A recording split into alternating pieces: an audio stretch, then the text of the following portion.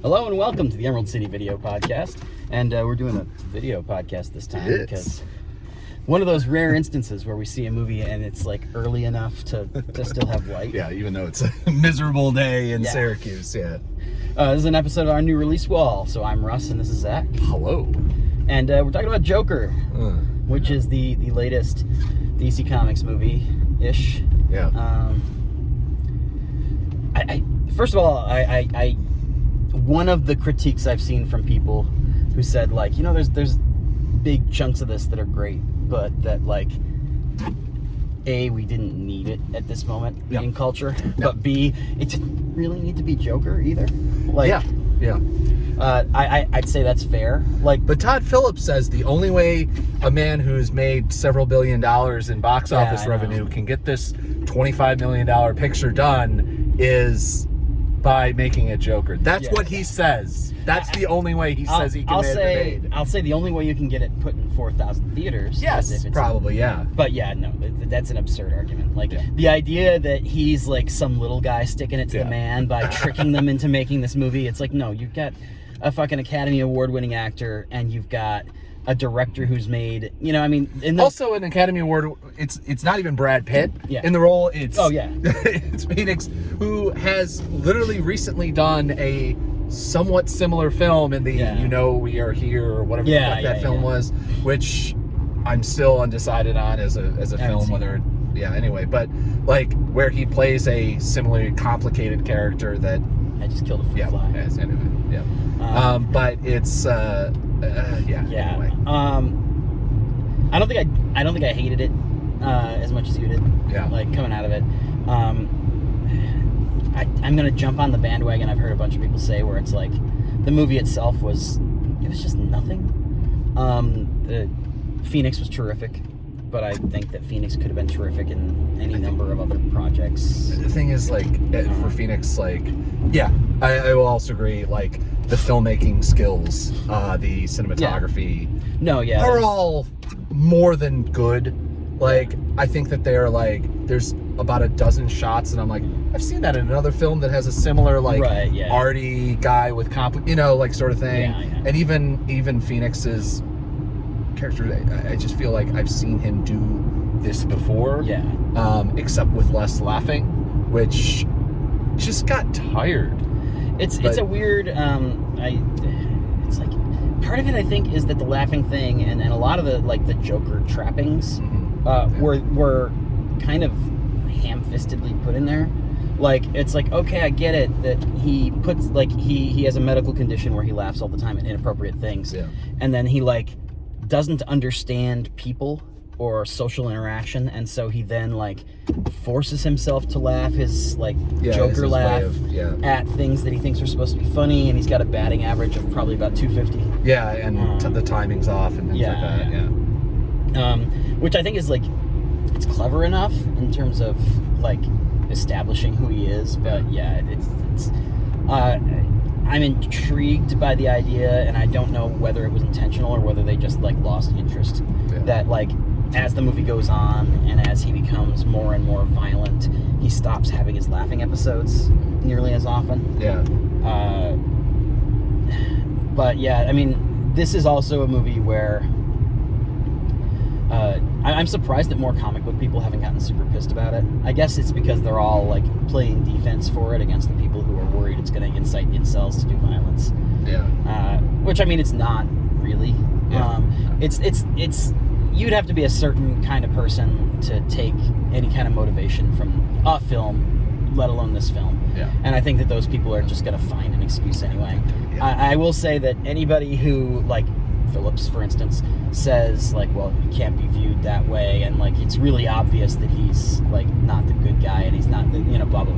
Like, that was probably obvious to most people, but I will say that, like, the dude behind us in the theater was, like, laughing and cheering at all of the moments of, like, awful violence. In like the moments there's a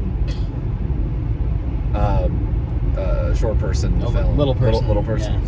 That's the preferred. I think that's the preferred nomenclature. And which it's played only for laughs. Only for laughs and only cruel laughs at his expense, and he's not part of it. I will give them like this much credit on the fact that like the payoff to that eventually at the end shows that like Arthur is aware of that, and therefore the film is aware of that on some level. I think that there's I do think that though that, which I've heard Phillips try to make that argument. Oh, I hadn't. No, about not about that character, but okay. about the like that he's not the bad guy, or you know, whatever, or that he's the bad guy. And I don't think I see them trying to make that. I see him trying to make that. I don't think that it is. It's not Travis Bickle. Yeah. They're trying really hard to do the Travis Bickle thing, except the people, he doesn't fucking murder, he doesn't murder fucking pimps who are pimping out a 14-year-old girl. Like, this is not... Because, I mean, and the funny thing is, like, there's no moral distinction about who he kills at all. Yeah. Like, the first people he kills, it's in self-defense, but then he... Yeah. It's... I mean, and that's the thing. But he doesn't turn... The problem is though, it was in self-defense within the context of the moment, and then everyone else didn't... Obviously, no one else knows that, because there's no survivors from the moment. Yeah. So he's the only one who knows it. So when he's given the moment to explain or talk about why he killed them, it ends up being like, they were terrible people to me, not as in they were trying to kill me or they were beating me half to death. And every single other person that he attacks or kills or does whatever is just being mean to him. Yeah. Like, it's like, shit, I don't remember if you watched it with me. There was a movie recently I watched with Sean William Scott, where he and his mom were... We talked about that on here, or no? I can't remember. Yeah, I mean, we watched it, so we must have had it. I don't know if it's been released yet. Yeah, I don't think... maybe we didn't talk about it because it wasn't out yet. We talked about it. We just hadn't... I don't know. I just don't know if the podcast... In any event. Yeah, anyway. It reminded me of that. Like, it reminded me of the thing with his mom, where it's like... Sean William Scott's character is what the movie kind of wants you to think Joker is, or at least the Joker wants you to think Joker is. Yeah. Whereas Sean William Scott's mom is what he really is, where it's like he's just finding petty slights and calling it. And like, part of the thing is, I think that... Okay, so with Zack Snyder's movies, I remember, like, because I liked them. Yeah. And because of the fact that I had, like, enough background with the characters and stuff, I feel like there were a bunch of critiques that people would level at those movies, and I'd be like, no, that's a bullshit critique, because, like, you can look at the movie and, like, yeah, they don't explain it per se, but you can make these logical leaps. Yeah. And I feel like that's what... And again, this could be giving him a lot of credit. I feel like that's what Phillips is trying to do here. Like, there are things in this movie where it's like, you can make logical leaps that, like, oh, they're trying to say something, because of the fact that, like, he immediately, like, he kills those two guys in self-defense. The third guy starts running away, and he, like, shoots him in the back as he's fleeing. Yeah, and like, once when he's already down. Yeah, exactly. So it's like, there's no... So, like, I feel like maybe there's, like, some of these things that Phillips is saying, I feel like he's not 100% wrong. I think they are in the film, if you know what you're looking for. But I think that Phillips may be too inside of the movie, and he's looking at it going like, no, people are going to see that. And it's like, no, most people are not going to see that. So a lot of the arguments that I see him making about things like that is that if he genuinely believes that they're there, then he's a bad filmmaker. Right. Because he didn't do the job. He by his own admission is a bad filmmaker. I don't think he is. He's a competent filmmaker. You know, it's the Michael Bay thing where it's just like, Michael Bay is an incredible filmmaker if you're making Michael Bay films. Yeah. Like, if you're looking at that, be like, look at Transformers. There's no way you can say he's a bad filmmaker. You can say in the concept of if you're making a Michael Bay film versus making a, like, what I don't know, what we consider like a amazing, arty action film or something. Anyway, but I think that you might have hit on something there, which is like, Todd Phillips is obviously a capable filmmaker that maybe should be making Todd Phillips movies. Yeah. And the fact that Todd Phillips is trying to make a Scorsese movie in this handicaps him significantly. Yeah. I mean, and the fact that, like, and again, like, I mean, first, my thing, I mean, the fact that there's a handful of nods to Nolan's Joker, to, well, not Nolan's Joker, but but like the Nolan Joker, the look of it, and like the general look and the wardrobe and like a lot of this stuff really feels, I mean, there's a shot, I mean, somebody on Reddit pointed it out first, so like I definitely noticed that he's in the back of a police car looking out, reflection shot. I mean, I think there's been like a lot of, I don't know if, you know, whether that's just a shot because it has a purpose. It's not like it's not like they put it in there, but there's a lot of weird nod films, like to like older films of like a certain era, like, you know, like just him sitting at the back of the bus in the middle. I mean, obviously I'm pushing it with the Graduate reference. No, I felt like, but it's just like the zoom in because it was a like a Hitchcock or whatever the fuck is that called, push pull, anyway. But yeah, I mean, there's a lot of, it's, to me, it just felt like this guy went to film school after he'd already been becoming a director, and then realized, because he's a talented, you look at his films, they're fine. Like, I'm not a huge fan of them, mainly because of but they're fucking, and Zach Galifianakis isn't it, but I hold a grudge against him. But anyway, you search Zach and it comes up anyway. No, other than that, I just don't like most of his comedy. But it just ends up being, it looked like he's just like watched a lot of Scorsese, watched a lot of like, you know, Dog Day After, you know, just things like that era filmmaking. It was just like, I want to make one of those. And that's, I mean, there's nothing wrong with that. There's absolutely nothing wrong with that. There's lots of like, kind of like, I've got too much money, I want to make a type of film. I love Kevin Smith has done that. It's like Kevin Smith made fucking Red State because he's like, why not? He's like, I want to make a film like this, and like I'm now, you know, to kind of also like prove.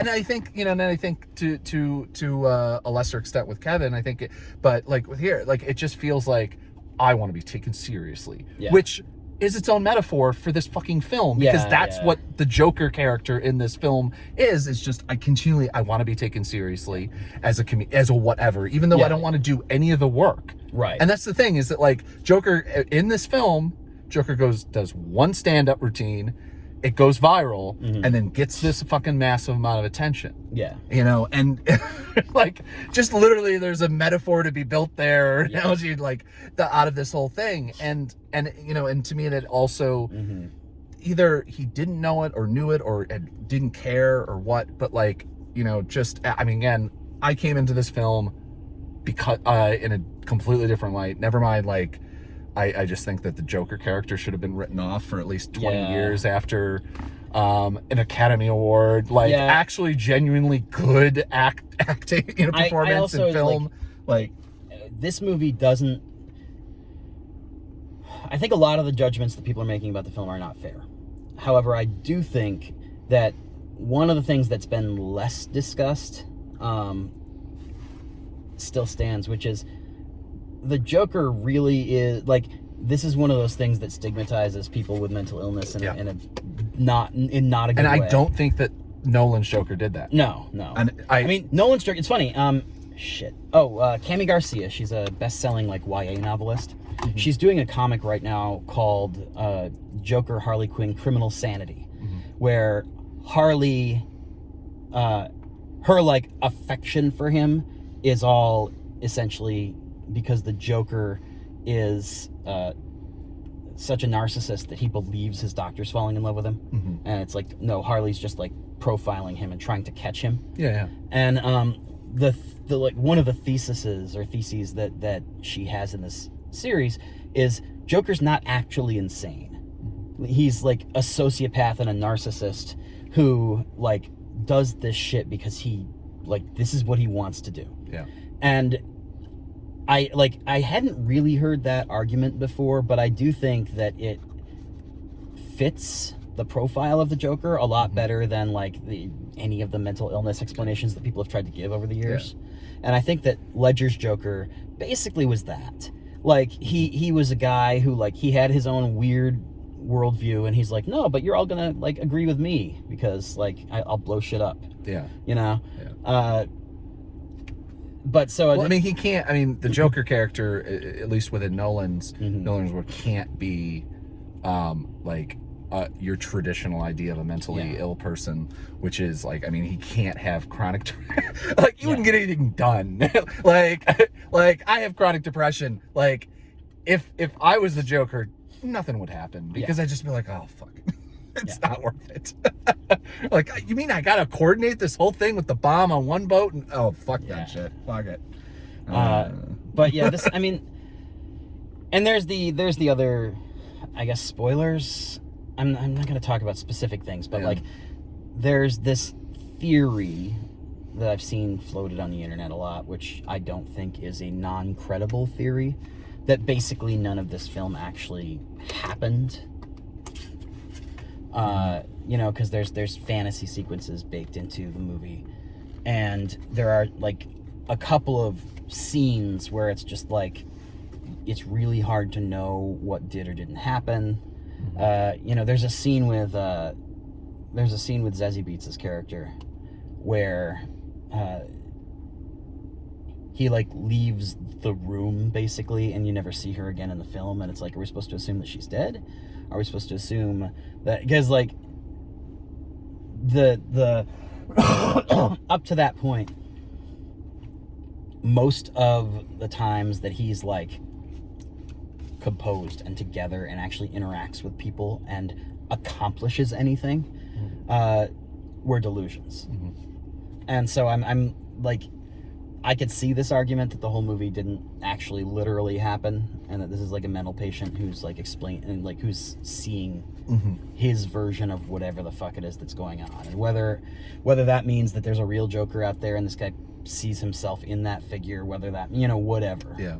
And I think that's another thing that like obviously that was not unintentional, that it's baked into the film, and that's actually a fairly interesting thing to do from a filmmaking perspective.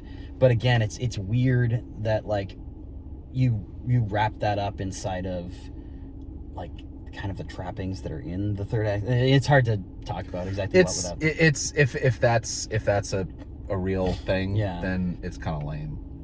Like, it's just because it feels like the ending of what's the Heart to Heart or whatever, that Newhart, and they wake up and go, oh, that was all a dream. We didn't own a hotel or whatever. And I just feel, and it's also like in 2019, which to be fair is one of the best. But that was what, late 70s, early 80s. You know, like, also, it's only really good because of the fact that he like.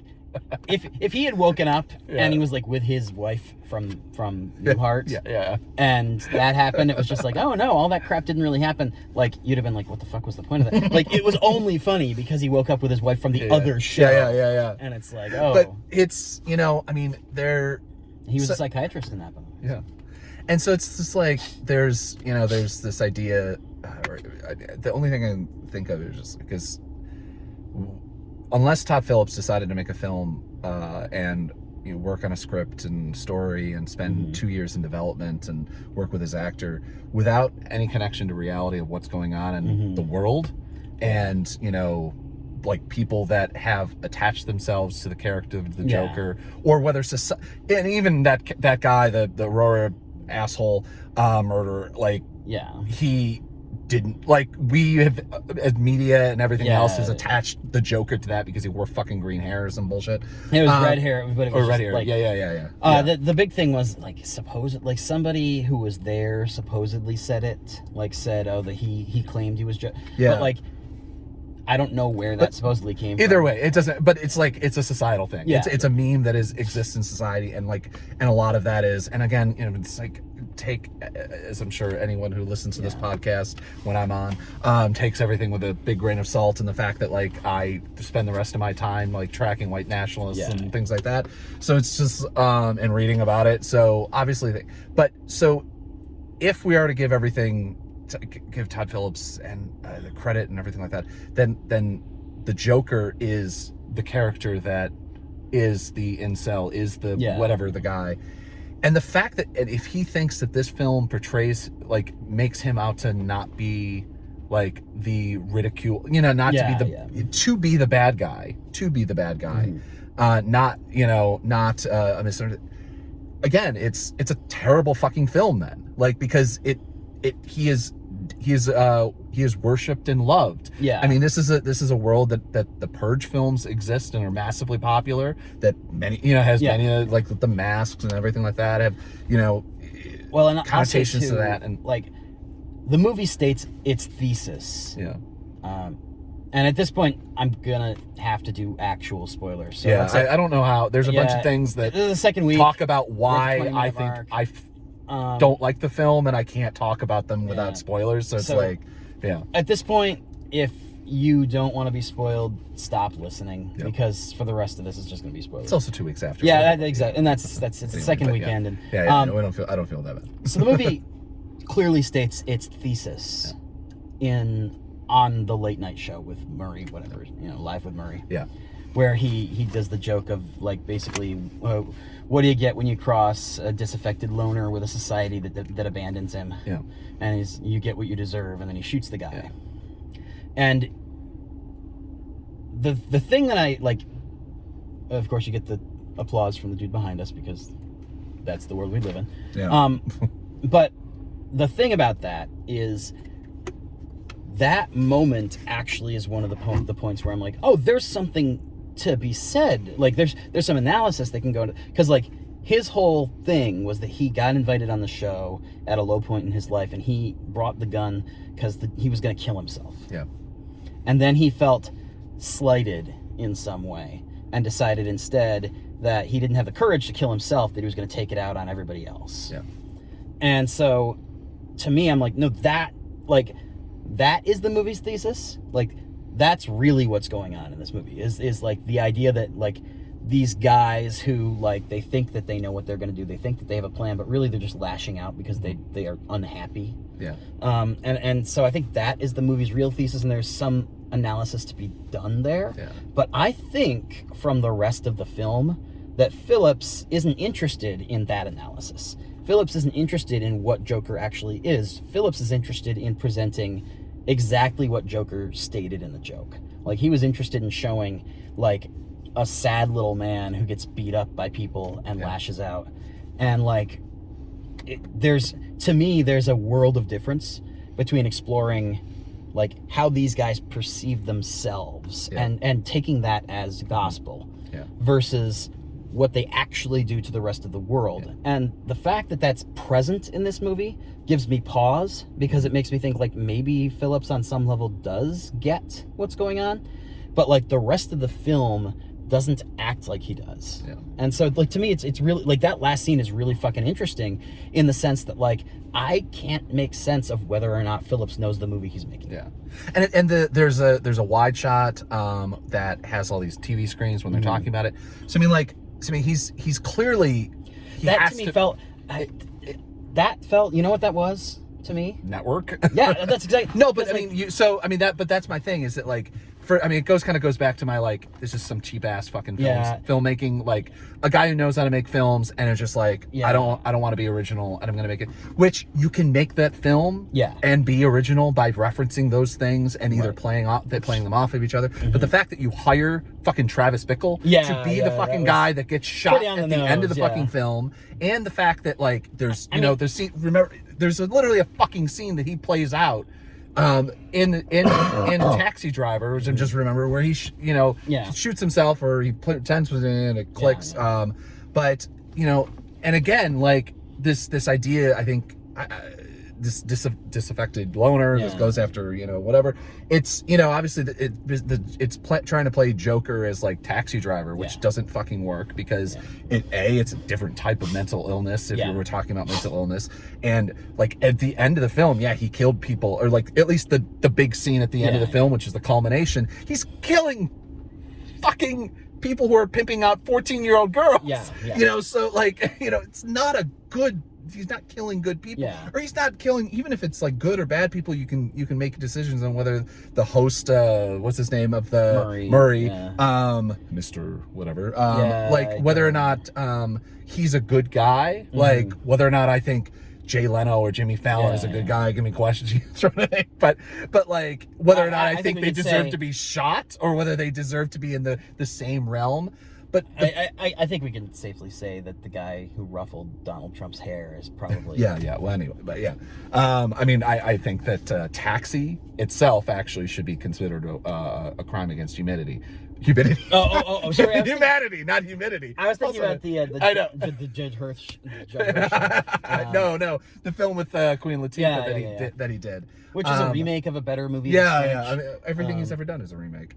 But beyond all of that, I mean, it's the fact that he's taking this character Joker, which, in modern, it's just like there's generations of character behind it that all have kind of pushed in one direction, and he's made the decision that, other than like accepting Jared Leto's Joker, which is can we all just decide that like Indiana Jones 4, it never happened, but like he's pushing against all of that and kind of just making this character to be something that it doesn't exist, or that he wants to be for the purpose of making this film. You know, again, of taking his own words. You know, it's like basically like, oh well, fuck it. I got this script that's been sitting on the back burner for 20 years and haven't been able to get developed. But sure, let's make it a Mission Impossible film. It's a heist film. It doesn't really matter. We can change some roles, whatever. I mean, what was it? The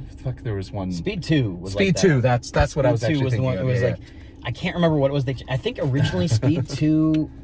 It was a weird thing. There was like, because there's 3 movies involved, and there was like, Speed 2 was originally the sequel to something else, and they just swapped names and shit. Yeah. And then like that other thing took another script that was also like, and it was like, then the third movie that ended up just being like its own thing was just, but like, so you're taking characters that have been memed within the white nationalist and white white supremacist and also not even just that actual like genuine racist world, but the Kekistan and the whole whole fucking world, the whole 8chan and 4chan world. Joker has been has very much taken over. I mean the signs and symbols. When we were fucking living in New York in 2008, they were doing the Joker Obama. Yeah, Joker. I mean, and so like taking that and combining with Taxi Driver, which has its own issues, and it's just like it's almost like he decided to make a film that would be a fake controversy that we would all get riled up about, and then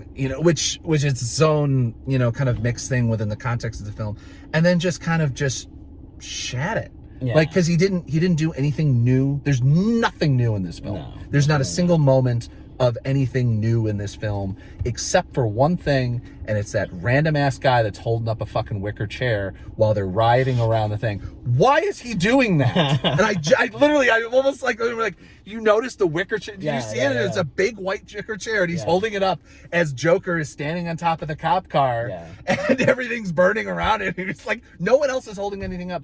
I will say though, I really want to know more about why he's decided to. He also embraced the resist. Like he had a bunch of people holding up resist signs, which in no shape and form does anyone. Joker's not intending resist. No, there's no like resist against what? Against I mean, there's eat the rich, there's kill the rich. I mean, there's things like that. Absolutely. But that's again.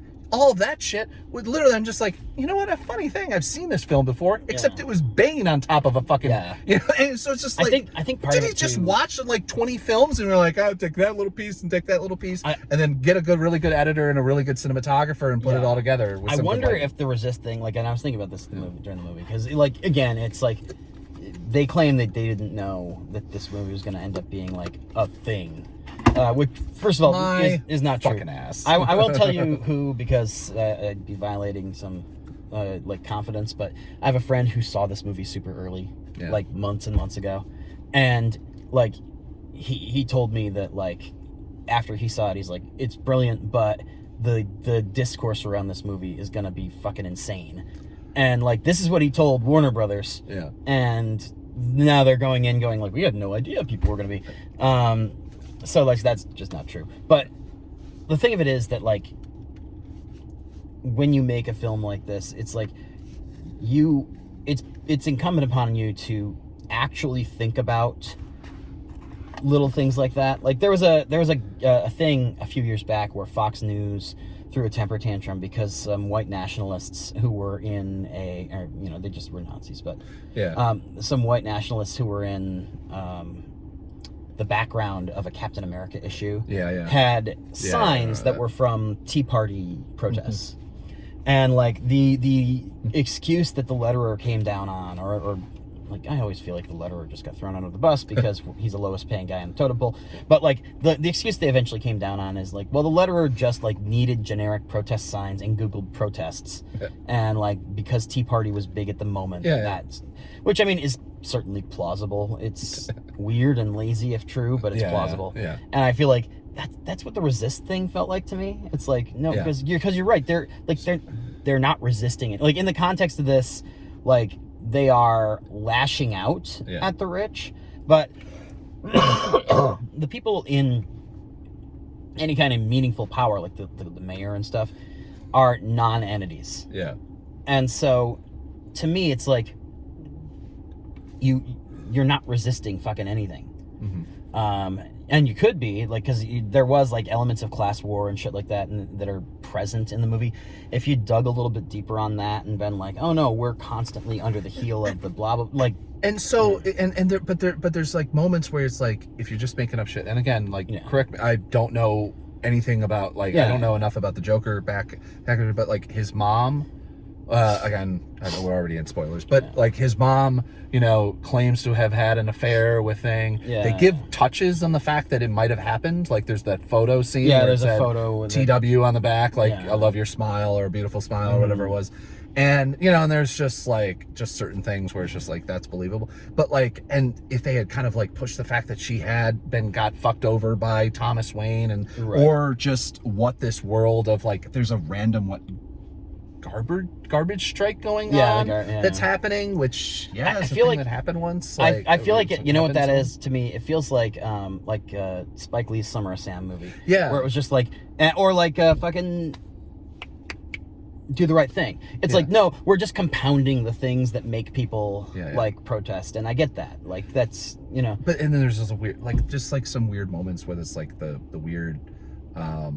Like rat stuff that's going on. There's like these huge rats that are like running around, which I don't know. It's just there's like a lot of choices made. Can we talk? We have actually touched about it since we're in deep spoiler land now.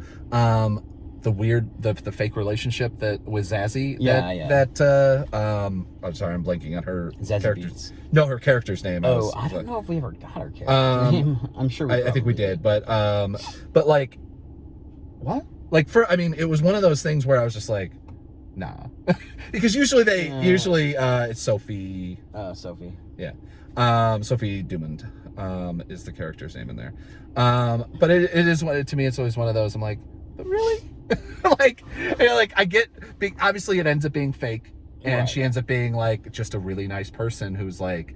Saw like a sad person and like had built it like a hallway. We all have, anyone who's ever lived in an apartment building or even in like a suburban area, you have those people where you're like and then maybe sometimes you're like, oh, that would be, let me see right in my head how that entire relationship would run out. But anyway, it's not even,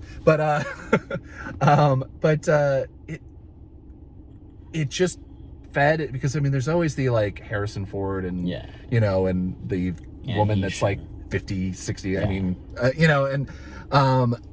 also then coming out as gay literally while that film came out. I remember that, but that didn't help like be like, I don't really believe that relationship. But it was like, no, but he's not, there's always some like little catch where it's like, oh, he's a really gregarious or he's interesting or something. He's a quiet loner, clear loser with bad hair, bad makeup, has like clown makeup. It was just like, no, there's no like, she doesn't get saved by him. There's no like, there's no relationship moment. And then we find out with no real like just he walks into her, like barges into her own thing, which we have no establishment that she within their relationship was more than just a good friend. Even at that point, like there was no sex scene, there was no kissing more than a kiss on the forehead. So like even that moment, it was like, well, no, that's really taking it too far. Or no, I'm sorry, he barges in, remember? Basically kicks in her door and which again like, I think attacks her. Which again I think was the it's another thing that I'm like, I think they were trying to do something with the fact that he fantasizes about like she opens the door and he immediately like kisses her passionately and she's swept away, and that's what starts. Well, we don't even get the swept away. We get her acting surprised, which is obviously no matter what the reaction you'd have. But we don't even get any sort of like emotional moment back from her. She doesn't grab him back. But anyway, But they do that again. They do it again at the end of the movie with the Dr. Ruth stand-in. Dr. Sally. Which I liked that as a little nod, because Dr. Sally is actually the Dr. Ruth knockoff from The Dark Knight Returns. Oh, nice. So, and of course, like Murray is actually like a character. I don't think he's actually named Murray, but like that whole thing of Murray and Dr. Sally and like the late night show, and I guess maybe you can even argue the montage of TVs if you weren't so obviously doing that work. Yeah. But like all that's very Dark Knight Returns. Like Dark Knight Returns has those pages of the talking heads. But so like cute, like one of the handful of things that makes it like, oh, okay, that's actually a Joker thing. Yeah. But like that's the one, like it's like, oh, so he does that again at the end of the movie, but like he actually does it. I mean, if we're to assume that the third act of the movie actually happened, and that it wasn't all a delusion, then he actually does it the second time. Like he goes and he kisses this woman, and she's like taken aback and surprised and not at all turned on by it, and spends the rest of the thing kind of like staring at him like that. Well, I mean, she's the only person I think in the room that clearly understands that holy shit, this guy's about to go fucking insane, or is on a different level other than well, he's a really weird character that we have on the, you know, like he's not Andy Kaufman, you know, and that sort of thing. That's actually a funny thing, is that like they played his, like, you know, so he goes, he bombs at the club because he's basically so self-conscious he can't even deliver a joke, and also because, as we kind of established, he's so antisocial or whatever it is that he, like, he's so wrapped up in it that he can't tell what a joke is supposed to be. Like, he doesn't relate to humans in that way. He doesn't, like, you know, it's like basically this guy's autistic for all intents and purposes. You know, he like, the which though it seems to, I mean, like, it seems to come more from trauma, like, right? Yeah, and not having like, it's. Oh no, I mean, obviously I get that, but it is just because that's a big thing that I kind of like. They touched upon, and again, I think I might have stepped out of the bathroom that one moment, but or maybe like when he goes into the hospital. So it seems like I mean, like I got most of all of that, but it was one of those like I'm like, okay, yeah, I mean, I guess so. I had forgotten about somehow that she part. got her kid back, but yeah, that was the weirdest thing. Is that like did they not explain that? Because I don't understand how they got that. There was like news clippings that he looked at about like how this she was found she was found guilty of like child neglect of a kid who's adopted, so it's not even her biological kid. And anyone who's ever gone through or even read about adoption process would know, even in a shit city like Gotham is at this point. I mean, maybe in the 80s it would have been a little different. I mean, but, like, I don't know.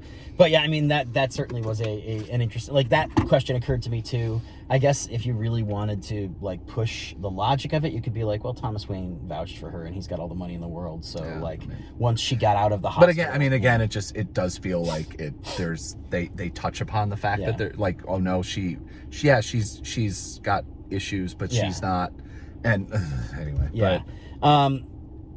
I don't remember what you were saying. I don't know, the kind of the final note. I mean, like somebody else touched upon this, and so like again, it was like in the back of my head when I was watching it, which is always problematic when you're you know, seeing a film 2 weeks after. But the fact is that almost every single person, the first group of kids that attack him, both of his doctors, the love of it, you know, the person he has a love interest in, his score, you know, whatever. I mean, there's not much there. And then there's at least one or two more.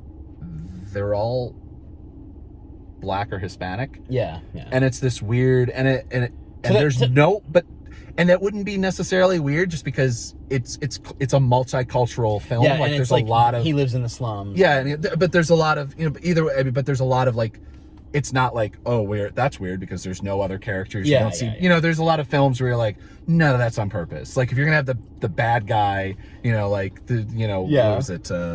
Peppermint is just like, there's no good characters that are Hispanic, only bad characters that are Hispanic. You're making a racial movie. Yeah. But the thing is that, you know, there is no one that I remember that is not white, that is pleasant, that is, you know, also in the, you know, and so. I mean, you could push to Zazie Beetz because, like, clearly she didn't do anything wrong. But it's like, and that, even that relationship was weird. I mean, like, why both doctors were Black, and or not doctor, but the. I think that is. Like, I don't think that any of that was by design. I think this is all just white privilege and, like, somebody who's totally oblivious. Because, like, I think that if you point that out to Todd Phillips, he'd be like, well, the Wall Street guys who set off the rampage are white dudes. So, and the guy who fired him from his clown job is a white, you know what I mean? It's just, it's such a weird, because it's choosing lots and lots of people that have, the people that the kind of the 8chan 4chan incel kind of world they hate. Yeah. And those are the only characters. It's like, it's rich, it's establishment comedians and things like that. And I mean, like, you could literally be like, Steven Crowder is Joker in this film, I mean, is that. And I don't know, it's just that I don't know how to wrap and it's it tough into my head, like, just reading reviews and reading the thing, like, yes, as we started the whole thing with, the film's well made. He puts in, I wouldn't even say an exceptional performance, I would say a performance that he has given as of late. He usually, I can't think of a film recently that he's ever phoned in. I mean, he just doesn't do films that he doesn't take to. I mean, again, this seems to be another one of the Jokers where, like, he do some shit on set too. I thought this was, I don't remember it, but it wouldn't surprise me. I mean, it's just like that he like got into it a little bit too much, sort of thing. And so because I don't know how I could possibly recommend this film. It's tough. I mean, I will say that most of the like controversies around the film are like, you have to look hard to really like justify getting too worked up around them. That said, like, if you make a movie where you make it very clear you're trying to, all caps, say something, then you can't get upset when people are analytical about it and people are critical about it. Because, like, you're trying to fucking say something. They're going to, like, people have the responsibility to figure out what you're saying and how.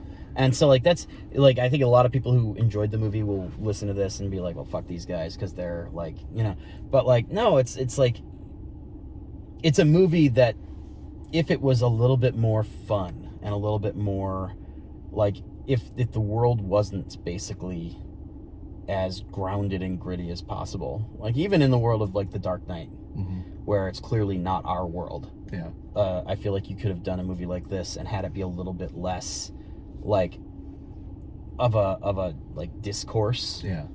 But, like, when you're making a movie that's supposed to, like, say something, and you're making it in what is, like, ostensibly our world, like, people are gonna fucking talk, like, people are gonna break down what it is you're trying to say. Like, it's just how it works. I mean, no one's gonna sit down. I mean, no one's gonna sit down and analyze the Hangover. I'm sure there are YouTube channels that do it, but and do it well. But I mean, people do it to Transformers and do it well. But and I enjoy those. I'm blanking on her name. Lindsay Ellis. Lindsay Ellis. There you go. Yeah, she has a series called The Whole Plate, which is all about Michael Bay. Yeah, can't recommend it. Mostly his Transformers films. Yeah, it's so good.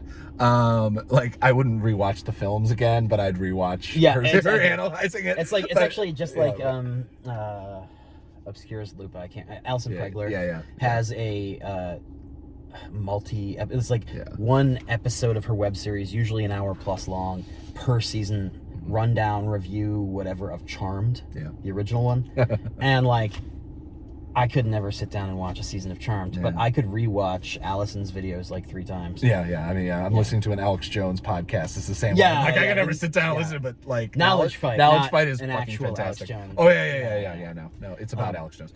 But it just to me it just becomes, completely lazy fucking filmmaking.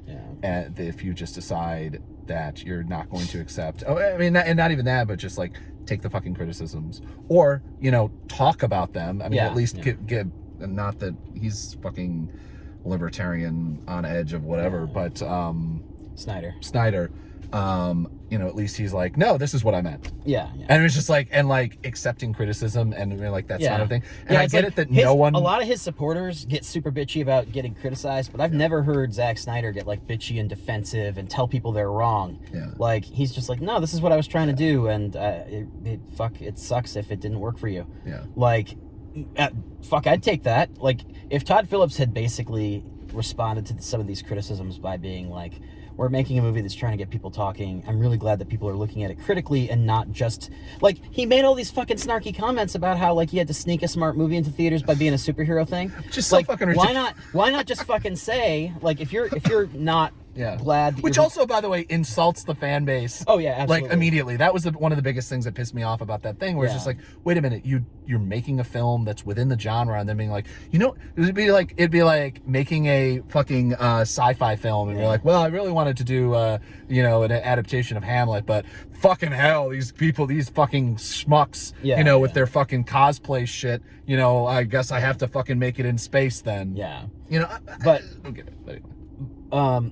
But so, like, there's no, like, that, if that's your position, you couldn't get this movie, like, okay, so fucking just say, like, I'm glad that this movie's getting people talking, not like all those fucking Marvel movies where, like, people just sit back and enjoy them and don't think about it. Like, done. You'll piss off a handful of people, but, like, way less than you piss off by, like, insulting fucking everybody. No idiot that likes Civil War is gonna like this film. But, sorry. I will say that's a long-running joke, by the way, if you're new to this podcast. One last thing that I'll say, because and I can't remember who this was, and I think that they're wrong, but in this one instance, I can see why it was said. Somebody wrote up this movie or tweeted about this movie something, and basically said, why is it that all the best comic book movies are cosplaying as something else? And they pointed out, like, that Dark Knight wanted to be one thing, and like Winter Soldier wanted to be like a 70s espionage thriller, and then like blah blah blah blah, and it's like I don't believe that. I don't agree with it, in part because there's 4 million movies that try to be like, it's like, yeah, they are doing that on some level, but at the same time, like, so does every good action movie try to, like, I mean, Star Wars is a space western. Yeah, exactly. I mean, it's just like, every single good, every single good genre film that I can think of, at least can be argued, maybe they didn't try to do it, is a cross of something else. I mean, or at least a play on it. I mean, like, think about the fact that, like, what is it, Magnificent Seven is Seven Samurai. Like, wasn't Star Wars Ran or? Yeah, I mean, it's true. Yeah.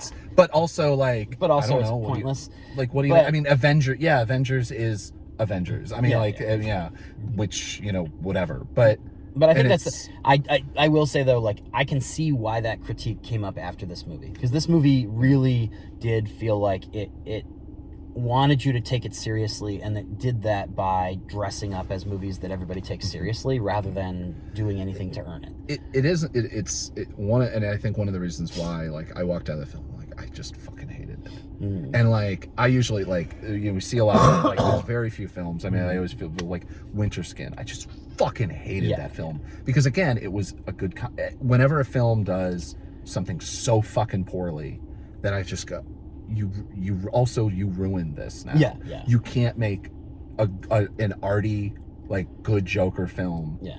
For fucking, I mean, who the fuck knows? I mean, you can probably make one in 2 years now, or whatever. Yeah, right. But I mean, like, but then because they're making a fucking another Suicide Squad. It's just... I mean, literally, I searched Joker, and there was already a untitled Joker. Yeah, but that's not really happening. I know. But I'm just saying, like, there's a script somewhere in development. Always, I get that. Here's a funny thing that we can kind of close out on in terms of saturation and reboots and all that shit. When this movie was in development, Suicide Squad had just made a fuck ton of money, and even though people didn't like it, it made a fuck ton of money. Yeah. And so, like, they wanted to do this movie because, like, Todd Phillips and Joaquin Phoenix wanted to do this movie, and so they greenlit it, and then they also simultaneously greenlit a Joker solo movie for Jared Leto, basically just so that Jared Leto wouldn't feel bad and think that he was getting fired. Now, of course, it's clear that Jared Leto should feel bad and has been fired. Well, Jared Leto should basically, since My So-Called Life, feel bad. Yeah. Just yes. I mean, I don't disagree with that. Also, his character in that show, if I remember correctly, should also feel bad. He was kind of an asshole. Yeah.